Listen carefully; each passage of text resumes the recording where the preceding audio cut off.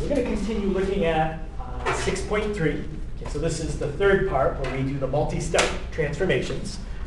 That we've already done. So we're going to pick up with this question. Right? They're giving us a trig function that has multiple transformations in it, a vertical stretch and a horizontal stretch. And they want us to find those four things: domain, range, amplitude, and period. Okay, let's start with domain. What is the domain of that mean?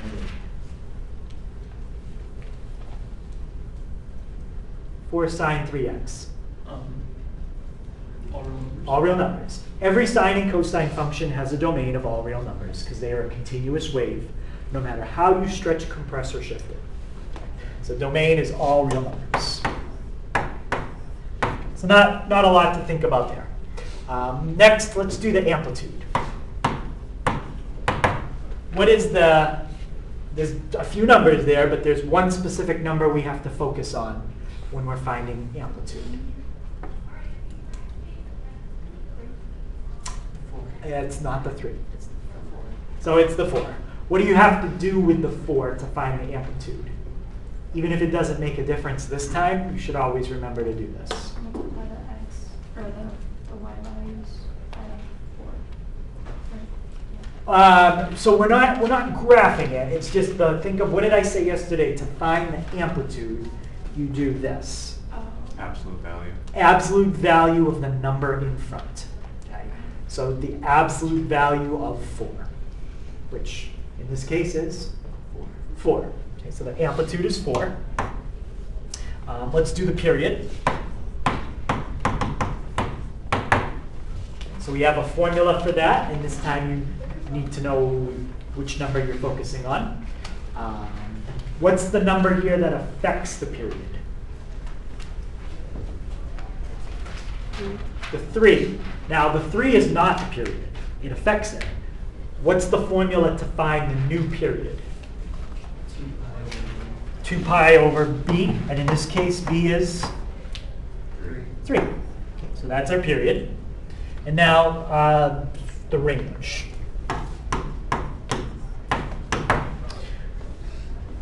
The range is on which axis? The y-axis. It's the up and the down. So now let's look at the transformations that affect the up and the down. Does the 4 affect the up and the down? Yes. Yes, it does. Does the 3 affect up and down? No. No. That's a stretch left and right. So the only thing we have to worry about is the 4. What would the range normally be for sine if you didn't do anything to it? 0, 1, 0, -1, 0. Okay, so the range would Or just be be negative 1 to 1. That would be the normal range. What does the 4 do? What kind of transformation is it?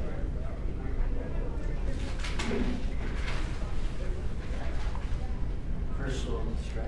Yep, vertical stretch. Can you say a little bit more? By 4. By 4. So if the range was negative 1 to 1, it's going to be 4 times as big. What's the new range? Yep. Negative 4 and 4. Yes. Negative 4 to 4. If I had, let's say that I had a vertical shift. I don't. But if I had a vertical shift on the end, like +2, now I would add 2 to that. And the range would be -2 to 6. Okay? So when you're figuring out the new range, first start with -1 to 1. Multiply it by the absolute value of the number in front. And then, if you need to shift it up or down, you do that shift after. But in this case, there was no shift.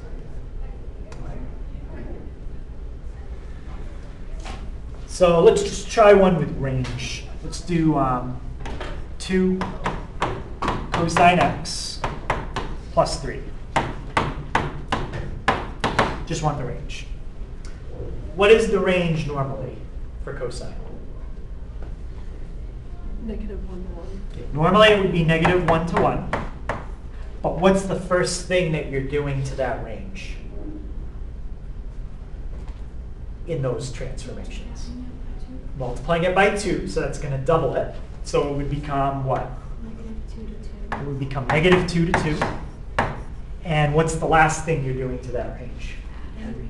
Right, you're shifting that entire range up 3 units. So what would that become for a final answer? 1, 5. It would be, you go from -2 to 2, and then it would go 1 to 5. Yeah.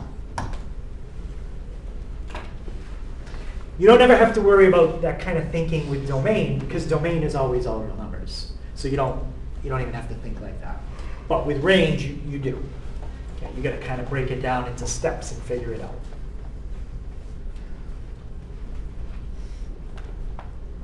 What would the period be for that one?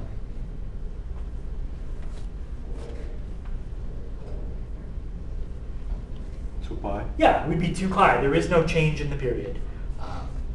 No change in the period. Okay, so any question on how to identify domain, range, amplitude, and period from a graph? Okay, and for now, it's just sine and cosine. All right, let's do this one. It says find a complete graph. So this means they do want us to sketch it, and then find the domain, range, period, and amplitude. Well, we can do all of that first. We don't need a sketch to find any of that. Okay. What is the domain? All real numbers. All real numbers. All right. Let's do the range. What's the range going to be? -3 to 3. Right. It would be -1 to 1, but you have a vertical stretch by a factor of 3. So it's -3 to 3. Domain, range. What's the amplitude going to be? 3. It's the absolute value of the number in front. So this graph has a height from the center line to the top of the wave of 3 units. And what about the period?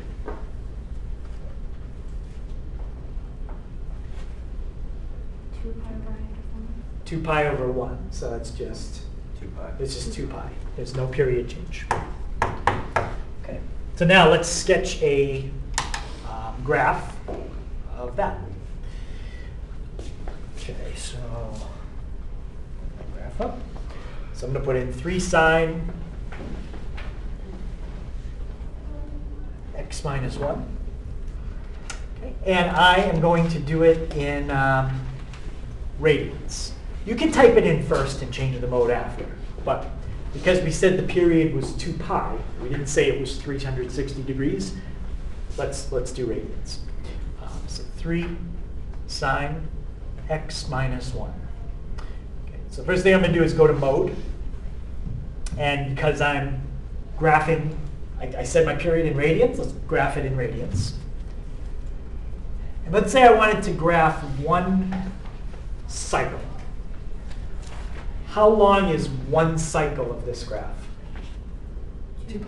2 pi. So I could start at 0, and I could end at 2 pi, and that would give me 1 cycle. It's going to kind of break it in the middle. It's not going to be at a nice starting point because we've shifted it 1 unit. Okay. So why am I seeing a flat line? Because you accidentally went into the y equals and put in 0 and 2 pi. Yeah. Why did I do that? I didn't mean to do that at all.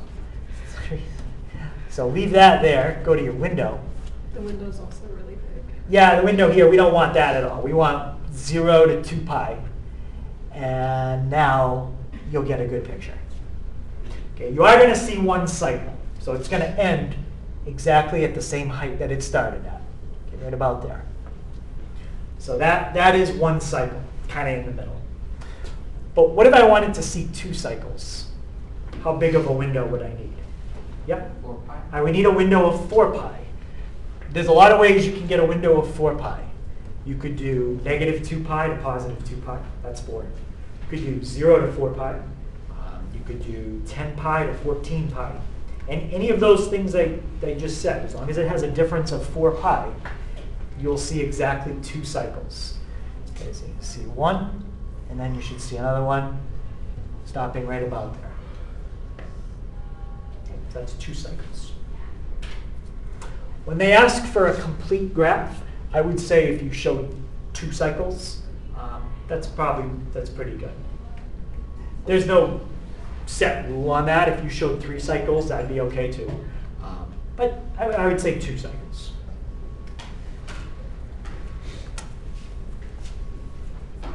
Any questions on that?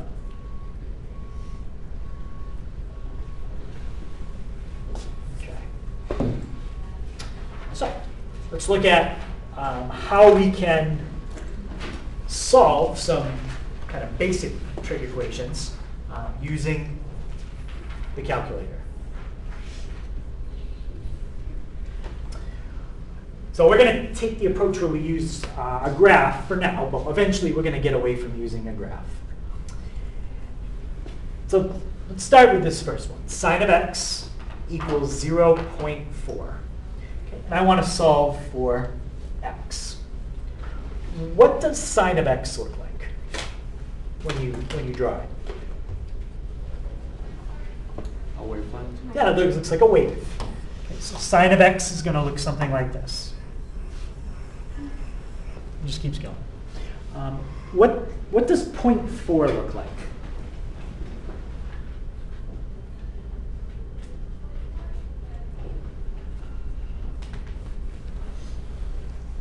Stretched out. And it should just be a straight line. It would just be a straight line. Where would it be a straight line? At what number? 24. At 0.4. Right? So if we know the highest the wave, I didn't draw it perfect, but if we know the highest the wave goes is 1, then 0.4 might be like right in there. How many times, if we draw that on the calculator, are the wave and the line going to cross? Yeah, they're going to cross infinitely many times. So when you are solving a trig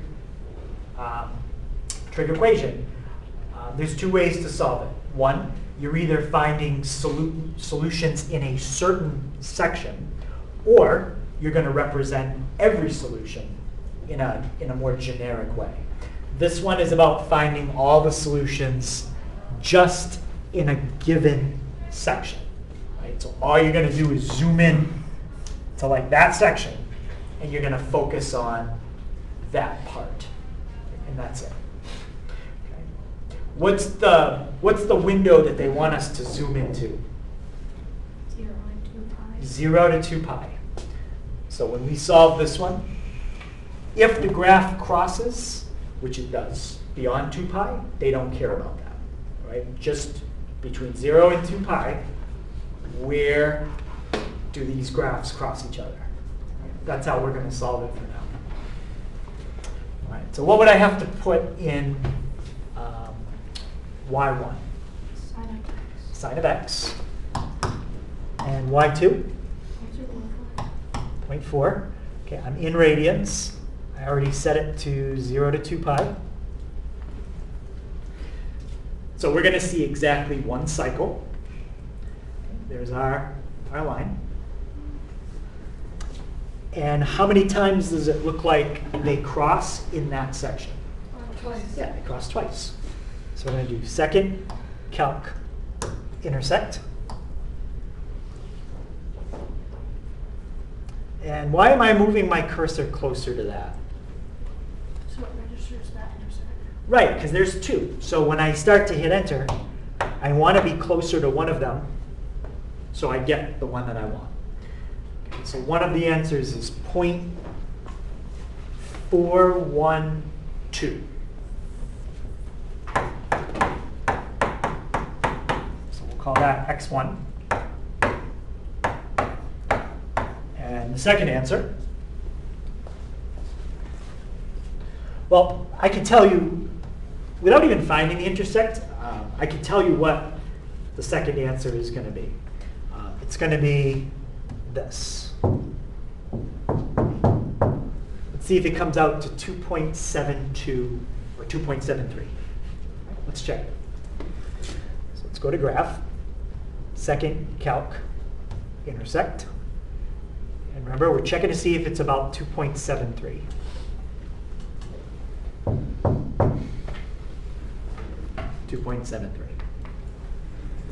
So the way that I figured out the answer before we even did the intersect, eventually that's what you're going to want to know how to do too. Once you know one of your answers, you can do something with it to find the second answer without graphing. Okay, but we're not going to talk about that yet. Okay, but those are your two answers.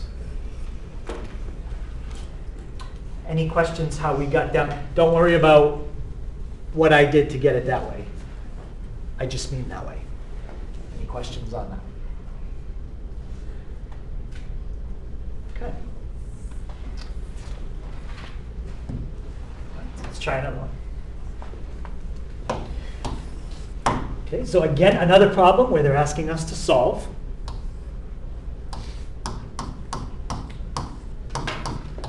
And they want us to just find the answers between 0 and 2 pi. Okay. Another thing that we kind of have to get used to is when you have a graph and you draw, let's say here's your x and y axis. And that green thing, that's going to be my window. When I draw this, you generally don't include the left edge and the right edge of the window.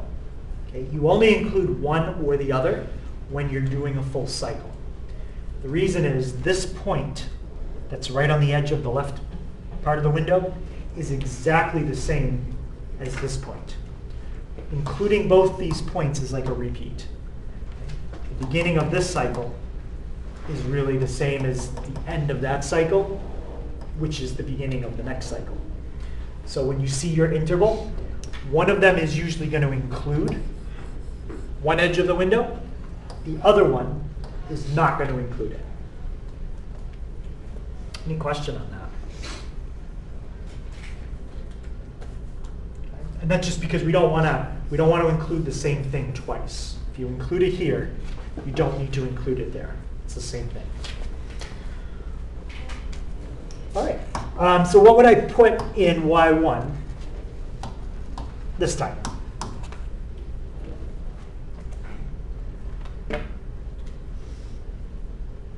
2 cosine 1/2 x. 2 cosine 1/2 x. Okay. And what would we put in y2? 1.5. 1.5. Okay, we're going to check our window. It's still set up from 0 to 2 pi from the last problem. So we'll hit graph.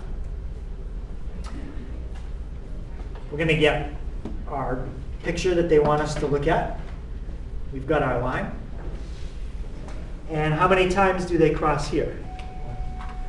Yeah, they only cross once. How come we didn't get them crossing twice like we did last time?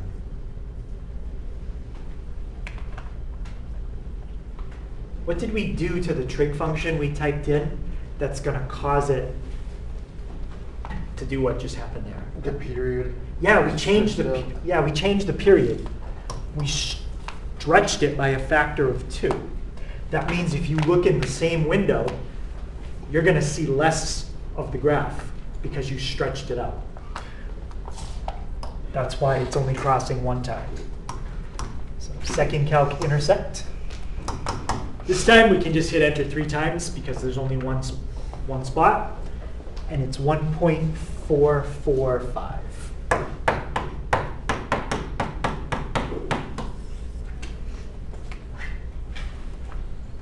Okay. Question on that one? Now, we did that graphing. If I type in, let's see, 1.5 divided by 2, and then just watch what I'm doing here. Let's type in this, and then type in this. 1.445. I get exactly the same answer. So there is a way to solve that for x. I did it right here without telling you how I did it, without graphing. Okay. This way is faster. As long as you know what to type in, I can do that a lot faster, and I don't even need a graphing calculator to do that. Okay? So there's a couple of things here we don't really know what, or I haven't talked about them yet. This cosine with a -1 on it, we need to talk about what that is at some point. At least I don't think we've mentioned that yet, have we? No. So we'll talk more about that, and then the rest of it, once I explain that, I think you would know what the rest of it is. All right. But any questions on how to get the answer using the graph?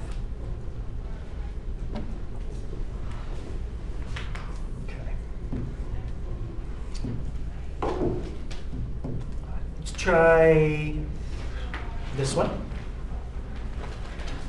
This time we're graphing two waves, but it's still the same thing. Okay, we're going to graph them, and we're going to see where they cross. So we've got 3 cosine. I usually do 0.5 instead of a half, just because it's easier for me to type on the calculator. And this one's going to be 2 sine x. Okay, window is still 0 to 2 pi. It might not always be 0 to 2 pi. So make sure you read the directions about the window they give you. Okay, let's hit graph. And now, since we have 2 waves, we could get a bunch of intersections. So that depends on how they line up. It looks like we're going to get 3. Yep. So we get 1, 2, 3.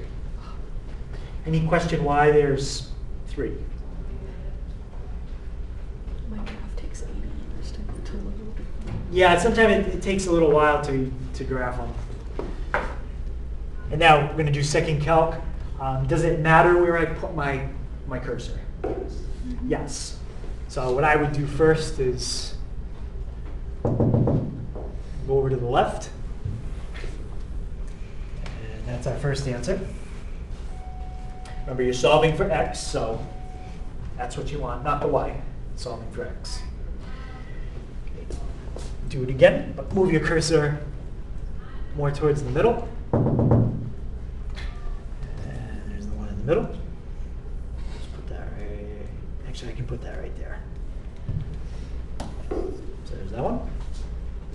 And then do it one more time, but this time put your cursor all the way on the right. Second calc intersect. Okay. And there's our third. All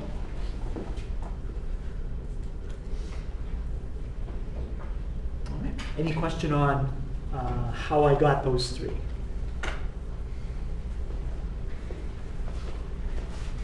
All right. So then the last question, 6.3, is this one. What's different about that question compared to that one, and that one? It's an inequality. It's an inequality. When we write an inequality, the answer is not a single number, like x equals. How do we generally write the answer when it's an inequality?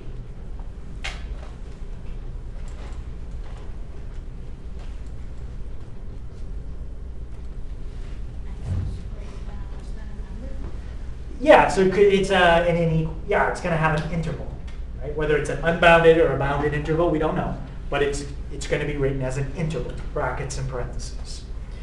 All right. So what would we put in y1 for this one? 2 cosine x, and y2? Negative 1.3. I'm already 0 to 2 pi, so we're good with that. And we're looking for where the wave is above negative 1.3. So there's the wave. There's negative 1.3. How many parts are there going to be to our answer? 2. 2. There's a section from here to here that's above negative 1.3, and here to here. Now, I want to be careful with the endpoints.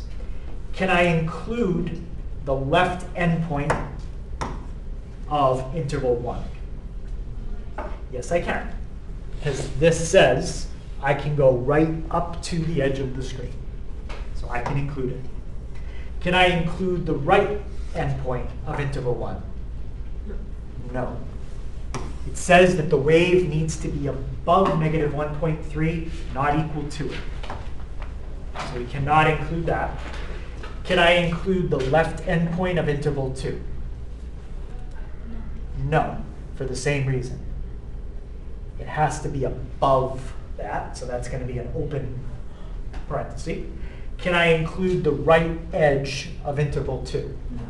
No, because it says I have to be less than the edge of the window.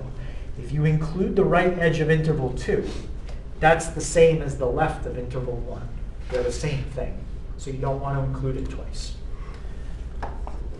That's how our answer is going to look.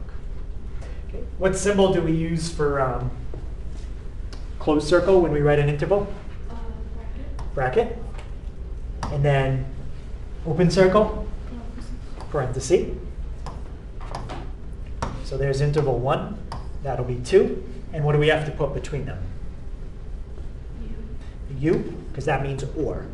You could either be in interval 1 or interval 2, and you're above the red line. Okay. A couple of these numbers we can figure out without a calculator. What number is going to go with the bracket? 0. And what number is going to go with the parenthesis for interval 2 on the right side? 2 pi. Now, how am I going to figure out that and that? Yeah, I need to find those 2 intersection points. Okay, so bring that up. Second calc, intersect.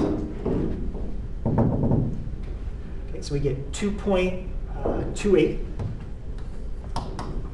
So any number between 0 and 2.28, if you fill that in for x, you will get an answer that's above negative 1.3. Or we can go over here. 4.00. You can pick a number between 4.00 and 2 pi. You can fill that in right there, and you will get an answer that's above negative 1.3. So then what can't you pick?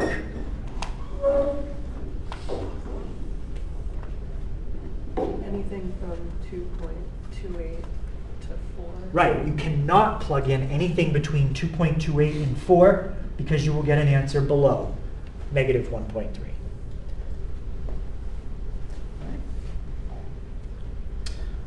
So that's how you write your answer for an inequality. Any questions on that?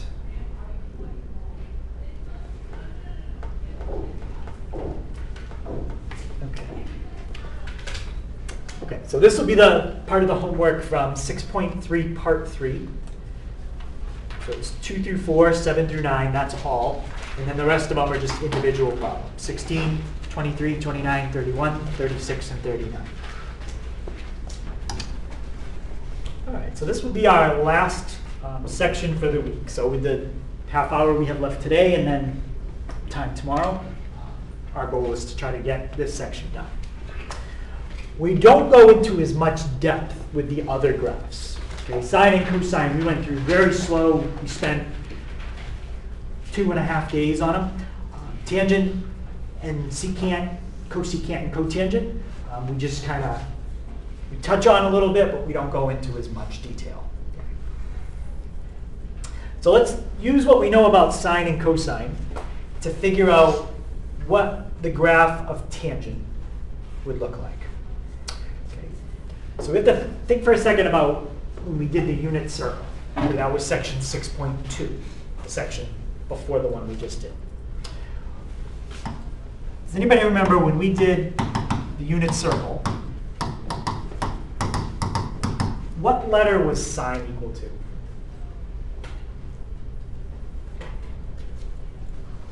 When we did the unit circle. So it was part of a chord.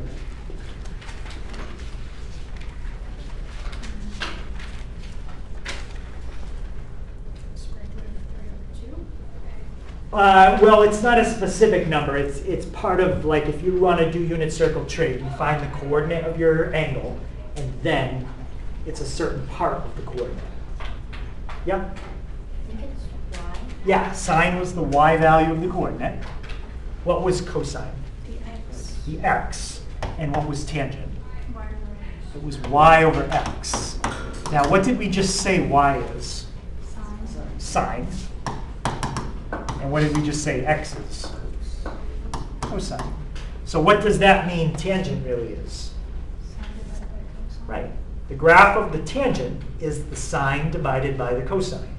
And the reason why I want to think of it that way is because we know a lot about sine and cosine. So we can figure out tangent by knowing sine and cosine. So tangent is sine divided by cosine. All right. Let's draw the graph of sine. So sine looks like this, roughly. And cosine looks more like that. Okay. What I'm interested in looking at is the points where these graphs cross the x-axis. Because that's going to tell me a lot about tangent. Where does sine cross the x-axis? Beginning, middle, and end. Yeah, and what are those values? 0, 2 pi, and 2 pi. 0, 2 pi, and Pi. pi.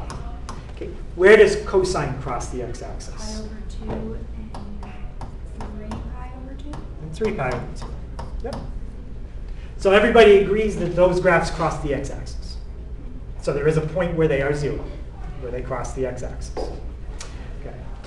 If we make the top of a fraction 0, what happens if you have 0 divided by something? What do you get? Yeah? 0. 0. Right? 0 divided by 3 is 0. If you have $0 to divide to 3 people, everybody gets that. So that means the graph of tangent is going to equal 0 whenever that is 0. Okay, so tangent and sine basically cross the x-axis at the same spots. Tangent will equal 0 whenever the top of this fraction is 0. What's in the top of that fraction? Sine. So write that down. So tangent is 0 when the numerator is 0. Sine is the numerator. So by knowing where sine crosses the x-axis, we know where tangent crosses. It's the same thing. Now, what happens when the bottom of a fraction is 0? That's undefined. That's undefined. Okay. When you try to draw a graph and there's a value that is undefined, what's one thing that can happen? You could have a hole. You're not going to have a hole in this graph. But what's another thing that happens on a graph when you have an undefined value?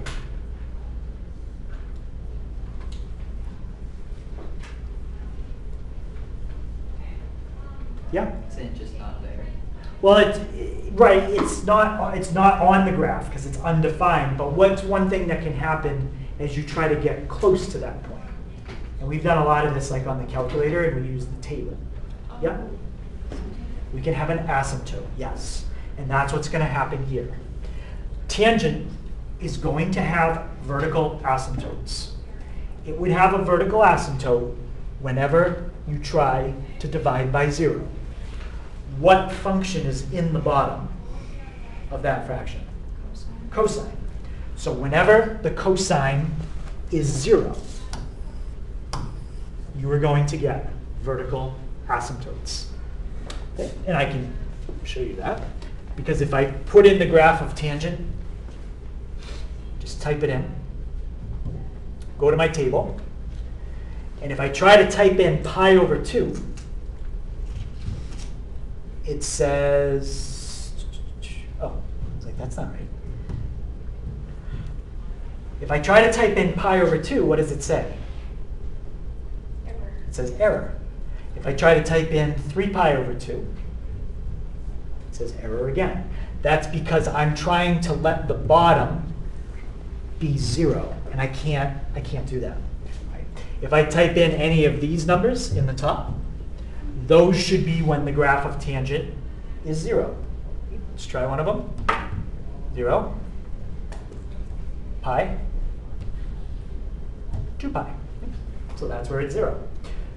So tangent crosses the x-axis exactly where sine does, and it has vertical asymptotes everywhere that cosine crosses, because that causes it to divide by 0.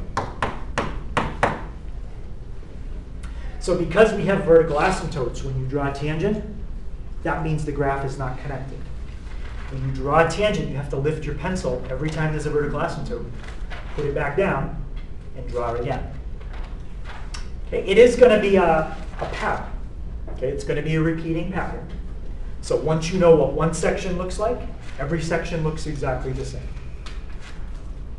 So let's see if we can figure out what one section looks like.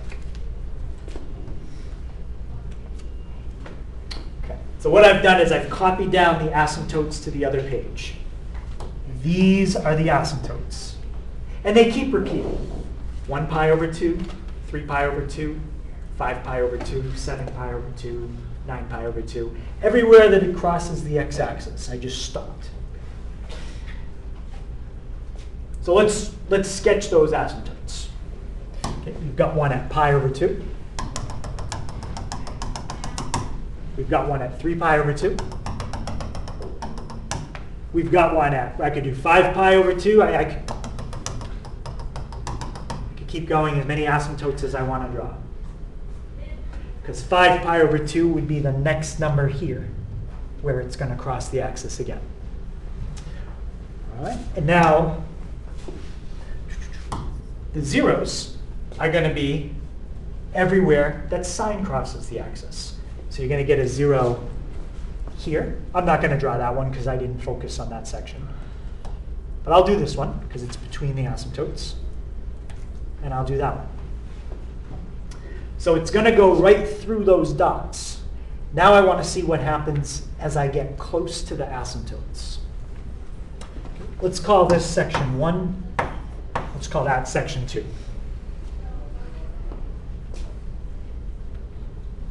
What is the left asymptote for section 1?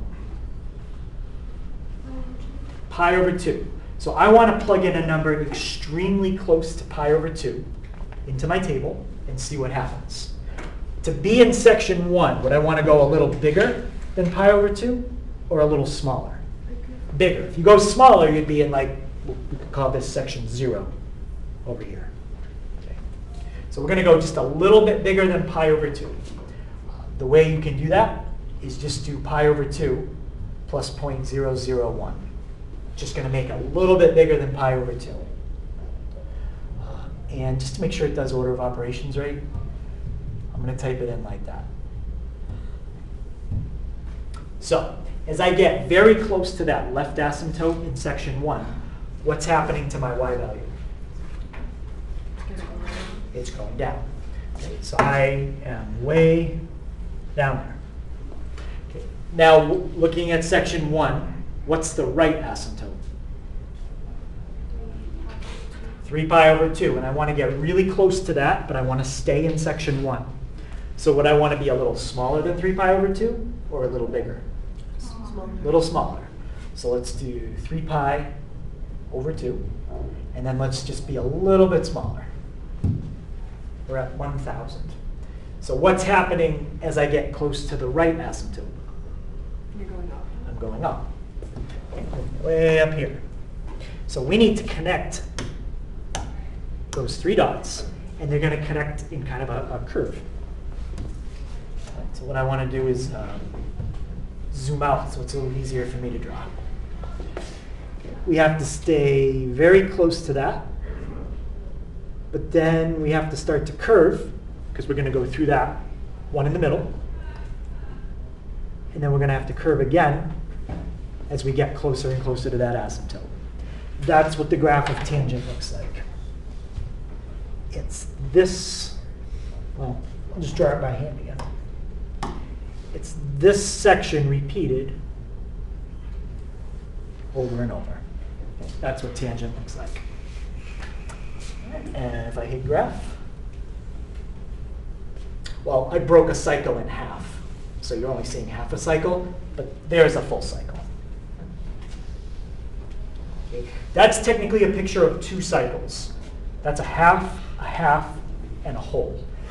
If you were going to show two cycles, it's probably better to show it like I did on the board.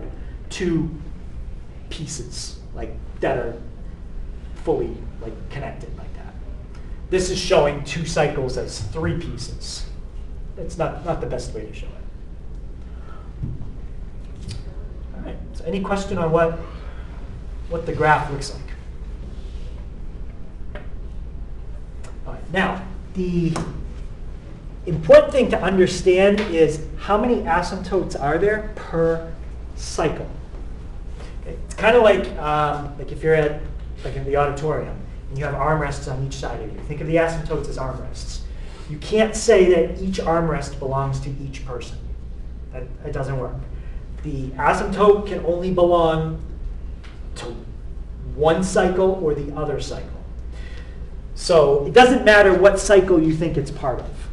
Right? So if we call this asymptote A, asymptote B, and asymptote C, we could say that asymptote A belongs to cycle 1. That means asymptote B belongs to cycle 2. Asymptote C would belong to cycle 3. Okay. So it's just important to understand that each cycle only has one asymptote that belongs to it. If you said that A and B both belong to cycle 1, well then what would you say for cycle 2? You can't say both B and C belong to cycle 2 because you already used B. So it's important to understand each cycle has one asymptote. Any question on that? Okay, same as like the armrests. You just have to agree everybody gets the left one or something. All right, so that's what the graph of tangent looks like. Now, cotangent is that. What's the difference between tangent and cotangent? There's a word that describes them. They're reciprocals. Because one is the reciprocal of the other, they look very similar.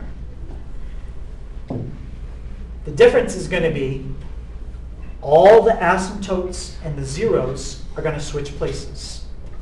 Everywhere that you had a 0, that is now going to be an asymptote. So now pi is going to be an asymptote. 2 pi is going to be an asymptote. Everywhere that you had an asymptote, that's now going to be a what? Where it crosses. So now when we draw cotangent, it's going to cross at pi over 2, 3 pi over 2, 5 pi over 2. So all the asymptotes and crossings are going to switch places. Okay, so let's look for pi and 2 pi. Those were where it crossed. Look at the graph now. Pi and 2 pi is not where it crosses. Those are asymptotes. Okay? So all the asymptotes and the crossings switch. And what else do you notice switched? The direction of the curve. This curve has a positive slope. No matter where you stand on this curve, it's always going up and to the right to some degree. Cotangent is always a negative curve. It's always going down and to the right. Even right here, you might think, well, isn't it vertical? No, it's not vertical. It's very steep, but it's still going down and to the right.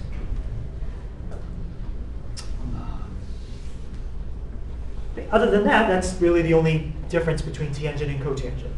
Okay? And if I ever forget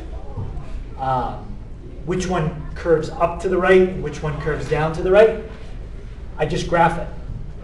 So if I graph tangent, I'm like, oh yeah, that one goes up to the right. So cotangent goes down to the right. Now, you don't have a button for cotangent on here. But what did we just say the connection is between tangent and cotangent? They're reciprocals. So how could you type in cotangent? Yeah, we could do like 1 divided by tangent. Right, that means tangent to the -1, it flips it. So now that's cotangent, and you can see it curves the other way.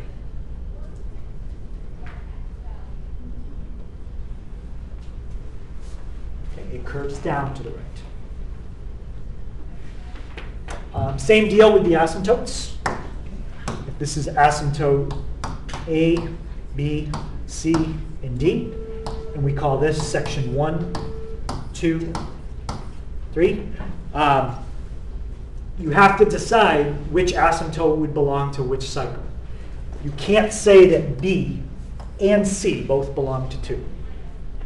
Because then what would you say for cycle 3? C and D both belong to cycle 3? You can't. Then you've used C twice. Okay, so each cycle has one asymptote that belongs to it. And how many times does the graph cross the x-axis in a cycle? Just in one cycle. Just once. Just between the dotted lines, it only crosses once. It's not like it does something like it comes down and goes up and down, and it doesn't do that. Just crosses one time. So any question on the difference between those two graphs?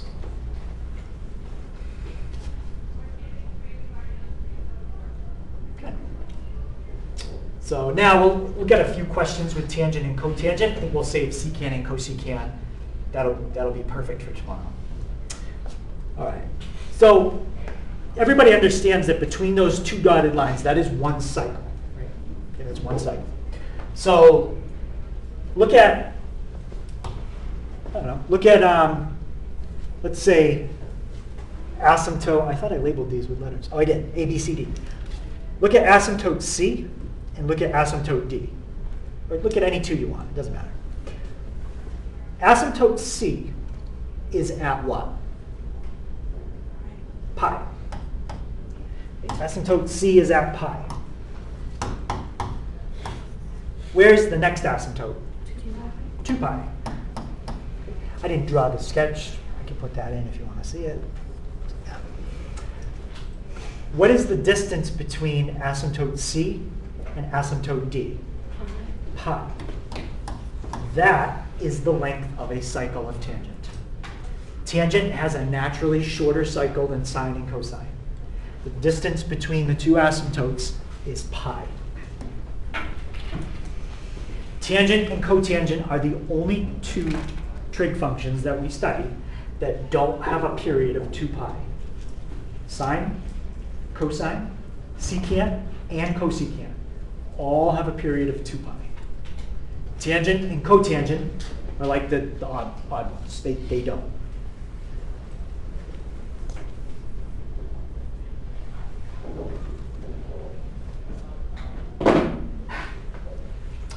Any question on that? Tangent and cotangent have a period of pi.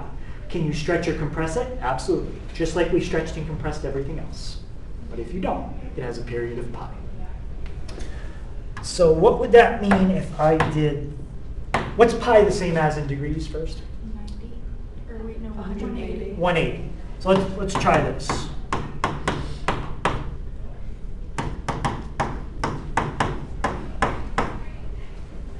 I don't know what these are actually going to come out to, but how would these two answers compare to each other? Tangent of 10 and the tangent of 190.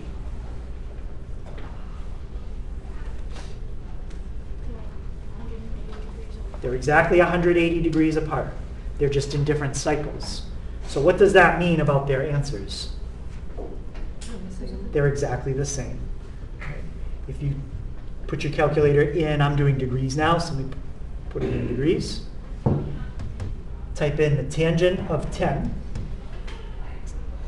Type in the tangent of 190. It's exactly the same answer. Okay.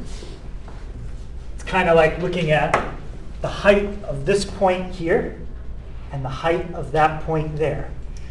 Two different x values, but they're exactly 180 degrees apart, which means they have the same height. That's why they come out the same. How about if I did the tangent of, let's say, 270? Oh, no, that wouldn't work. 370. What would that be? It would be the same thing, because that's just another 180 degrees. Okay? So anytime that you add or subtract 180 degrees to a number, when you're doing tangent, you'll get the same thing. What's 180 degrees the same as in radians? Pi. So let's take the tangent of 4. Now let's take the tangent of 4 plus pi. What do you think I'm going to get? I'm going to get the same thing. Anytime that I take any multiple of pi and add it to what I started with, it is not going to change the answer. That's what it means to have a period of pi. And I wrote that down right there. So if you take the tangent of a value, or you take the tangent of that value plus any multiple of pi, it will come out equal. 3 pi, 4 pi. Even if you did the tangent of 4 minus 5 pi, let's say you plug in a negative 5 for n, it's still going to be the same thing.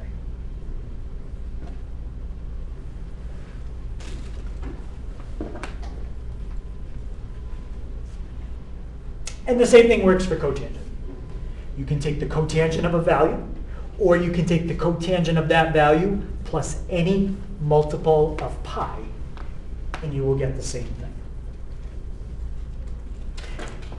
Now in sine and cosine, that does not work. What would this have to be if you were doing sine and cosine? 2 pi. It would have to be a 2 pi. Right? You can add, so if you take the sine of 5, or the sine of 5 plus 2 pi, it comes out the same. Because sine and cosine have a cycle of 2 pi. So anytime you add a multiple of that, it comes out the same. All right, so it's just a little different with tangent and cotangent. All right, but that's a good place to stop for today. So we got a nice part of 6-4 done, so that should leave us in really good shape to finish it tomorrow. Okay, so homework for tonight just focuses on 6-3 part 3, what we did at the beginning of class. The homework from what we just did at the end, 6-4, that's going to be tomorrow night. That page 346, that's the homework for tonight.